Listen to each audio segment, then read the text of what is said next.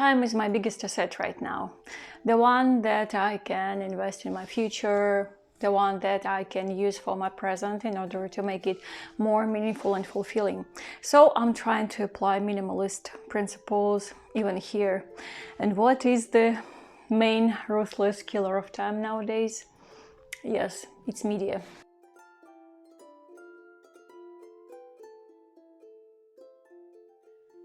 Hey my friends, if you're new here, I'm Anna and this is my channel about everything that is mindful, minimalist and creative. And this is Ulysses, my cat, who decided to take a nap on the fabric that I prepared for a new sewing project today. So, back to our topic. Recently I've been feeling a bit overwhelmed by news and all those streams of information that is pouring in our minds every day. And so I felt like having a nice little chat with you about it, about media and us. And by media, I don't mean only social media. It's just every channel of communication, from printed newspaper to the internet. So I include books, various articles, TV shows, movies, just everything, all the content in general that we consume. So what is our relationship with it? How do we handle all the amount of content that we are exposed to every day? Everything that I will say here will be my subjective and personal opinion only, and you have the right not to agree with it, and it's absolutely normal, and we can discuss everything in the comment section. Feel free to quit anytime you want. As a multi-potentialite, I quit things all the time and all kinds of stuff. And I'm easy with that, and I'm not sad at all. So let's start with social media, about quitting it. So I've had Facebook for just 2 years in my life, from 2016 to 2018. When I was living in the Republic of Georgia. And there, Facebook is the only mean just to get in touch with people, find goods on the marketplace, find things secondhand, or rent an apartment. It's just the main way to stay connected with other expats or other Georgians. So I just had to use it. And of course, like, I immediately quit it after I got back to Siberia. And I think you already know all the annoying things about Facebook, so I won't go deep into that. As for Instagram, I quit it as well. I talked in detail about it in one of my previous videos, so you can check it out later if you haven't watched it. I no longer post there, but I keep Instagram account for knowing the news from the Russian collage community that I love and I follow, and from my favorite artisans that I love to support when I have an opportunity. I also quit books, TV shows, I don't know, all kinds of series and movies, if I feel like they don't give me anything. They don't make me think, they don't entertain me, they don't change anything in me for the better. So I don't want to waste my time on them, because what's the point? That's why I prefer not to torture myself in order to seem, I don't know, an intellectual or the one who tries to catch up with time or what's going on in the contemporary world of literature or art or whatever. My second principle is very similar to the first one, and it's about being selective and not following the crowd. The crowd doesn't know you, it doesn't know who you are, what you need to feel your best. We are constantly recommended things by other people or algorithms, and they're not always wrong. I'm following a lot of creators who have been recommended to me by YouTube at some point, and I'm enjoying their content a lot.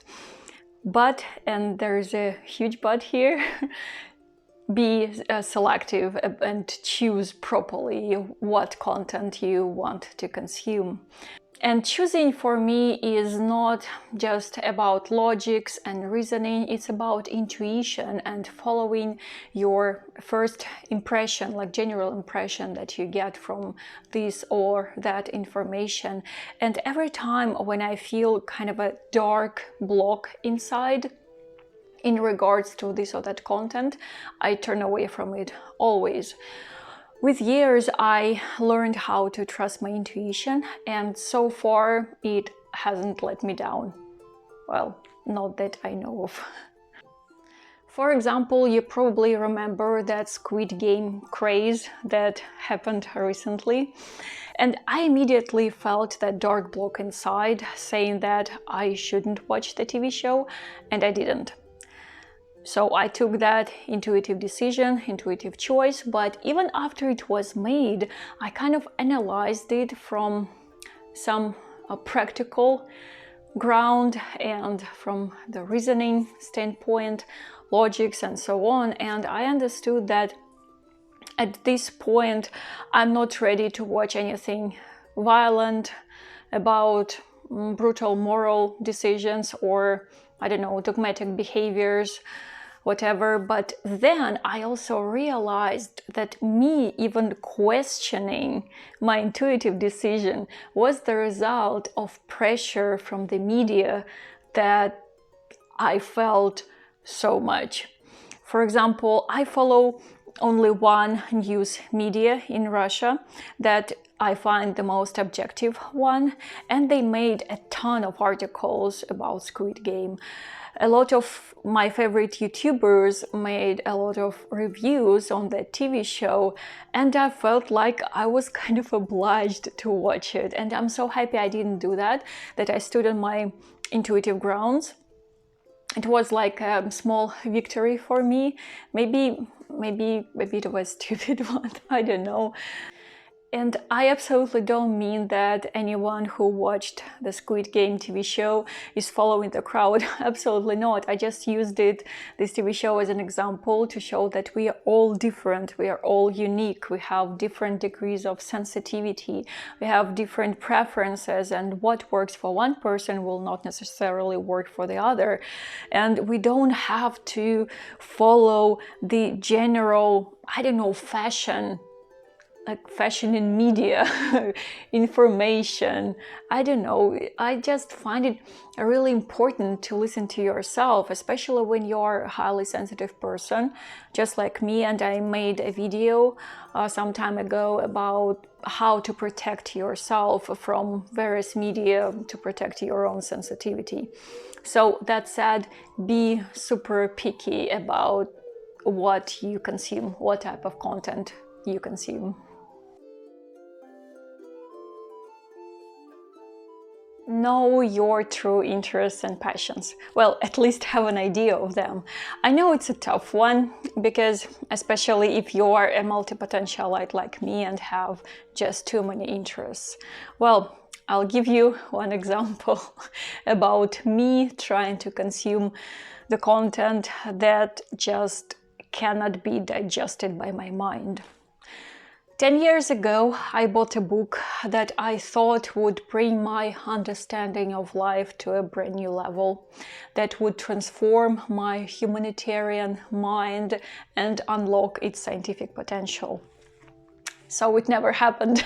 And the book was written by physicist Erwin Schrödinger, and it's called What is Life? The Physical Aspect of the Living Cell. And the book is amazing. Of course, but it took me a week to read the first 20 pages.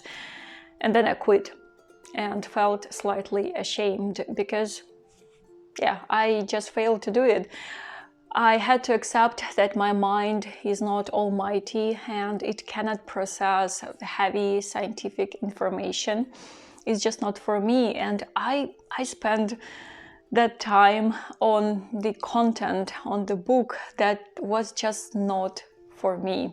So, and that's why I think it's so so crucial at least to have an idea of your sphere of interest, you know, just not to waste your time. And here we are moving to the next point, which is about remembering that media is not meant to make you seem. It's all about making you feel, making you become, or making you learn something new. So when I was in my 20s, I would often get into the trap of reading, watching or listening to something just in order to seem impressive or significant in some way, or just in order to get into the community that I desperately wanted to become part of. And maybe here I'm just repeating myself because I already talked about it in the not following the crowd section, but I just find it so important to keep your authenticity, to be unique and stay true to yourself, and be very mindful about why you are consuming this or that content. Consuming material stuff and consuming intellectual stuff don't differ much in terms of bad consequences. It's the same feeling of a bottomless void and deep frustration that are very common for the situations when you overconsume, when you cater to your fantasy self instead of the real one. And in this situation, the social media example is very crucial and very significant, because social media have become a torturing machines for self-comparison, FOMO, all kinds of frustration and misanthropy.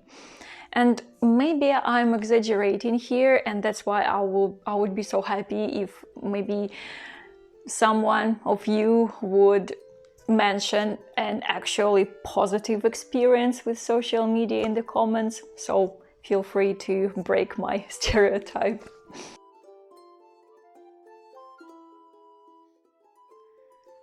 Create more than you consume. It has become a really perfect cure for my attacks of melancholy that are caused by content overdose.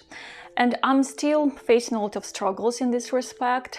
I'm often trying to numb my sadness with all types of different content, but then I get overwhelmed by this content and I become even sadder.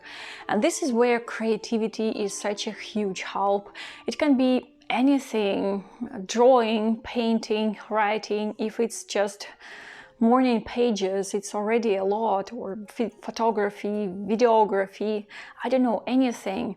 With that avalanche of external information, we often forget how many things we have inside already. And as Viktor Tsoi, the legend of Russian rock, sang, and after that, there's nothing else. Everything can be found in us. So this is it. This is everything I wanted to chat about today, but we can always continue the discussion in the comment section. Feel free to share your opinion. What's your relationship with media of all kinds? How do you handle that huge amount of content? I'll be super interested to know. And I will see you in the next video. Thank you for watching. See you in the next one. And пока-пока. You have a lovely day.